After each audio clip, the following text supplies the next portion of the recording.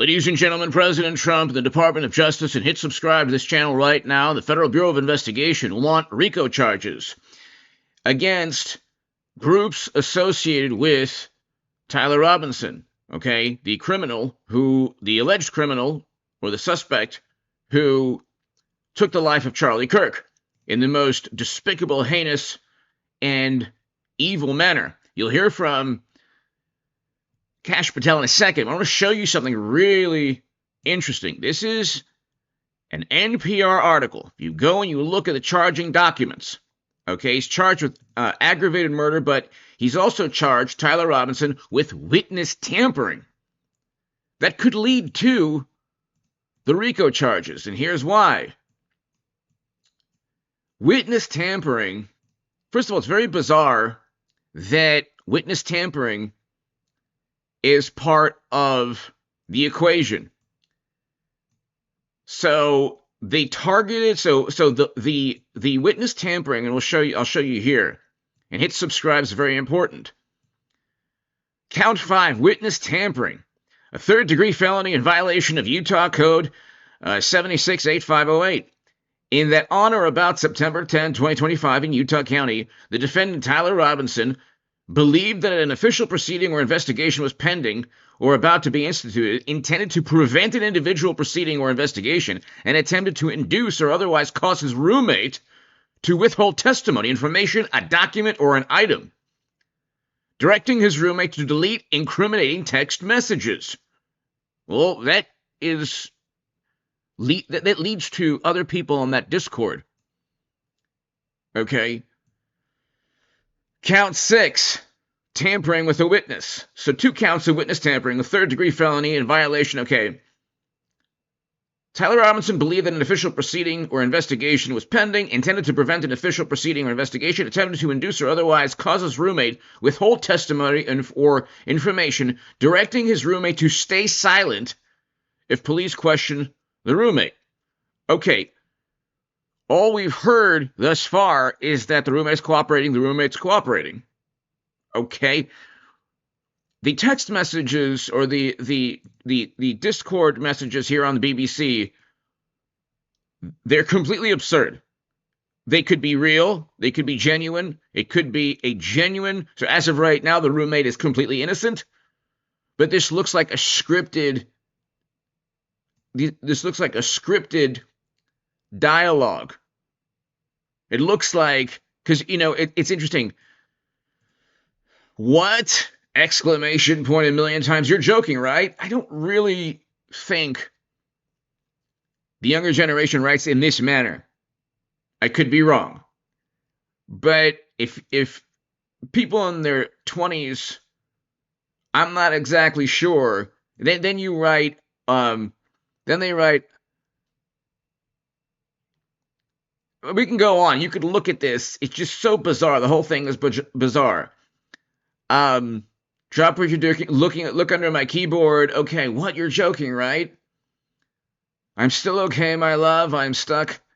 To be honest, I had hoped to keep this secret till I died of old age. That's completely absurd. Why would anyone write that or think that if they just committed the most shocking, devastating political assassination in decades? And so we can go on forever. This makes no sense at all. It could be genuine, but it's written as if there's a script.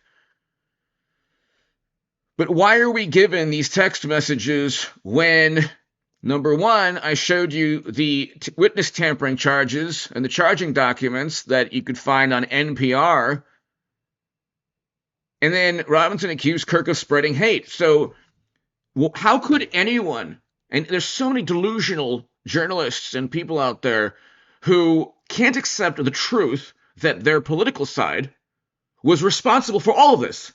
When they say turn down the heat, you have CNN, MSNBC, The Washington Post, The New York Times, The Rolling Stone, Vanity Fair, Esquire, The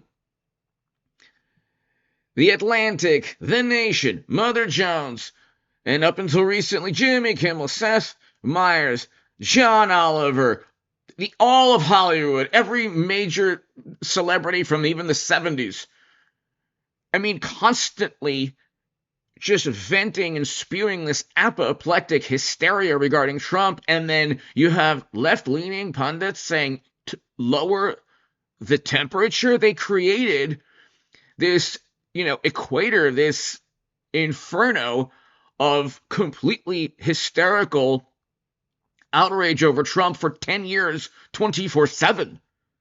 And then you get Tyler Robinson because of the maniacal rantings of people who should be comedians like Jimmy Kimmel and others. You have a 24/7 public relations media apparatus that continually spread. Oh, Trump said both sides. He didn't. Trump was a Kremlin operative, Russian operative. No, he wasn't. All of these lies, these overt and lies by omission with Trump, and then they say lower the temperature. They're the ones who created this environment, and they also created the whole cancel culture nonsense, which, by the way, they're experiencing. But here it says, page 7, page 8, it says some hate can't be negotiated out, meaning if you don't agree with liberal or left-leaning ideology, it's called hate, and if it can't be negotiated out, he's going to then end someone's life. They literally are justifying ending the Tyler Robinson and everyone who celebrated justified ending a life because they cannot defeat an argument. They cannot use words. The wonderful, morally superior, highly educated leftists or Democrats don't even have functioning primaries. They cheated Bernie Sanders. That started all of this. There's no Tyler Robinson without 10 years prior the Democratic Party cheating Bernie Sanders. Because the furthest left in the Democratic Party, it is a fact, will never be elected. When AOC says, oh, she's going to run, if she becomes, Kamala Harris or more of a conservative type Democrat, then maybe. But they will never allow the furthest left. They don't have a Democratic primary. It doesn't even exist. It's not even. So there's a political party that takes advantage of impressionable people that have been indoctrinated for 10 years through an entire media apparatus from Jimmy Kimmel to the Washington Post. And then you get somebody who says some hate can't be negotiated out. But here, really quickly, we can go.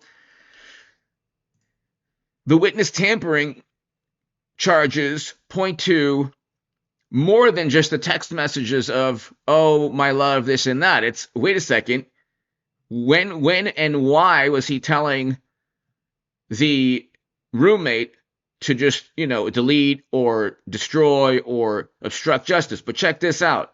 Being illegally obtained. We, the FBI, are running the investigation pointedly on the Discord chat group. There are scores of individuals that are going to be spoken to. There are also lots of family members and friends that have already been spoken to. And one more point on forensics. We were able to obtain in record time the text message chain between the suspect and his live-in partner, as well as other critical cellular information from our CAS team that analyzes cell phone data towers in the area to pinpoint the locations of the suspect and other individuals he was speaking with. This is critical information that the FBI processed and got to prosecutors so they can lawfully use it in a court of law. And our investigation, our interviews continue, but we've learned some shocking things when we spoke to his family and friends as well. You want to share them? Those shocking things? Sure. And my job as FBI director is not to speak to motive, is to speak to the facts. And that's what I'm going to do. His family has collectively told investigators that he subscribed to left-wing ideology, and even more so in these last couple of years. And he had a text message exchange, he the suspect, with another individual, in which he claimed that he had an opportunity to take out Charlie Kirk, and he was going to do it because of his hatred for what Charlie stood for.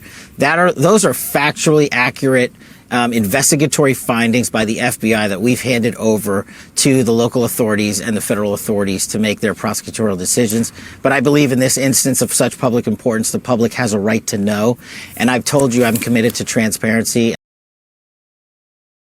So, but there's still witness tampering charges, and that points to potentially, possibly, either a network or a lot more people involved. Hit subscribe to this channel right now.